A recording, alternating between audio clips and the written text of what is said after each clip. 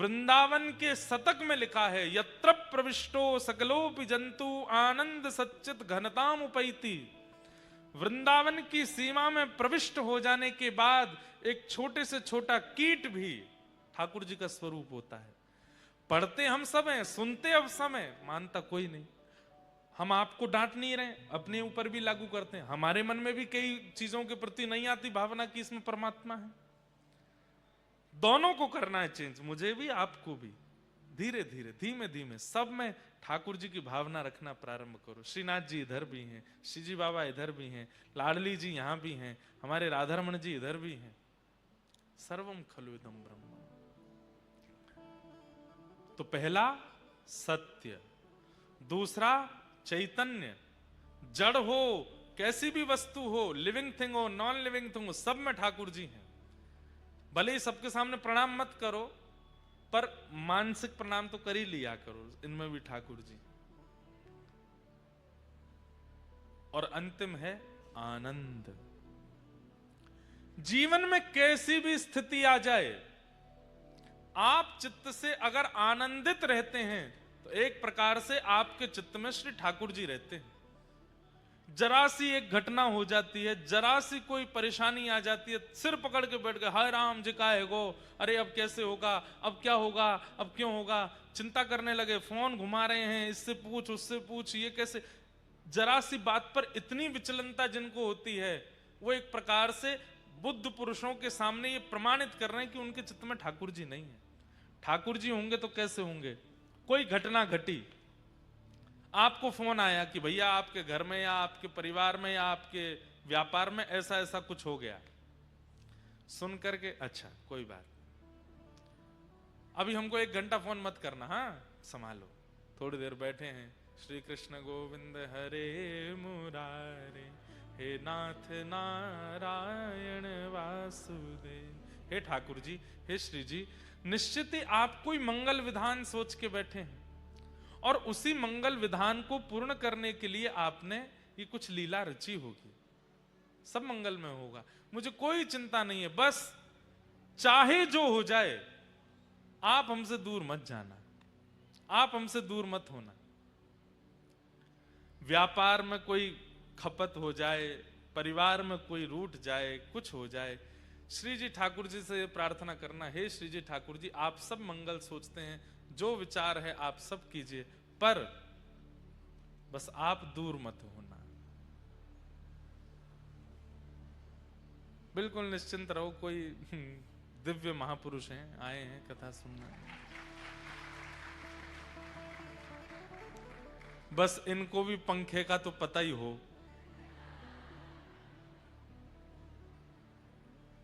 साल बाद की तिथि दिलवाता हूं। बोले जन्मोत्सव तो अगले साल है 50वां।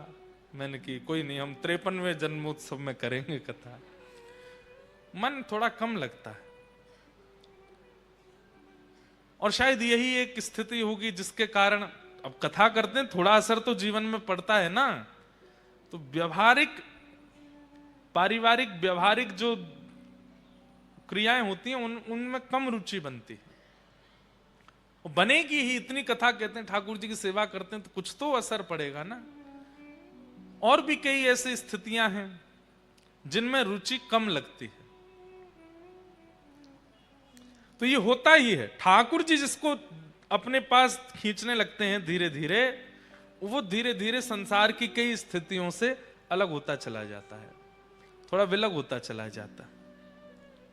सजल श्याम घन वरण लीन है, फिर चित अनत न भटक्यो, मेरो मन गिरधर छवि पे अटक्यो। तो श्री नाहरमल जी महाप्रभु जी के वियोग में इतने व्याकुल रहने लगे, 32 वर्ष हो गए उनको दूर रहे रहे, अब उनसे रहा नहीं गया। अब तो हाथ पांव जोड़े पूरे परिवार के, बोले मैं जा रहा हूं। और सब कुछ होते हुए भी सब छोड़ छाड़ करके वृंदावन आ गए। और जैसे ही वृंदावन पहुंचे, आहा, सीमा में प्रवेश करते ही मानो जैसे भूख प्यास निद्रा सब प्राप्त हो गई हो, नृत्य करने लगे, आनंदित हो गए। ये आनंद है।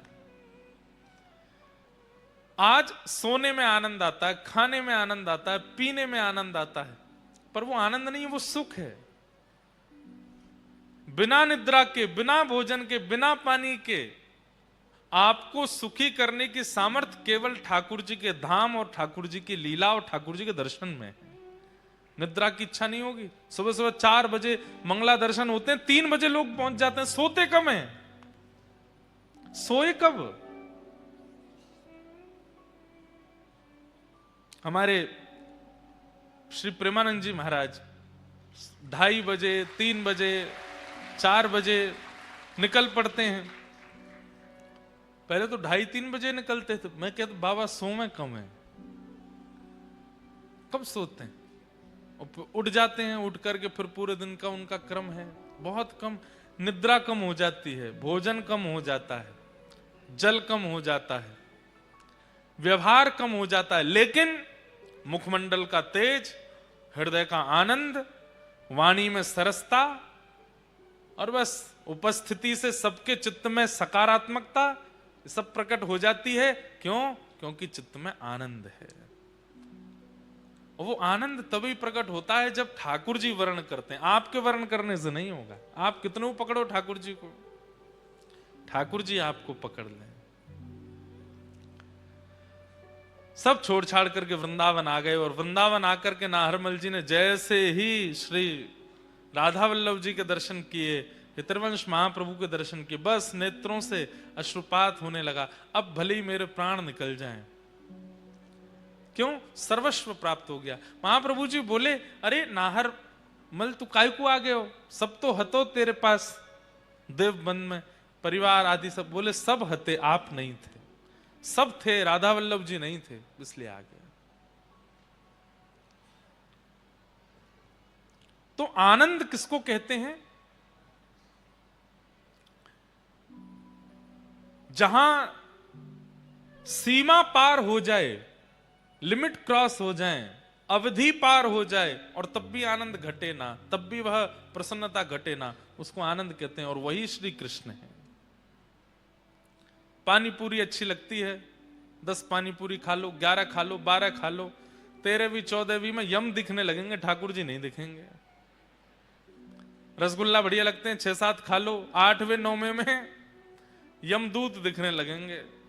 वो रसगुल्ला ही यमराज जैसा लगेगा। भैया अब मत दो, ले जाओ, अब नहीं खाना।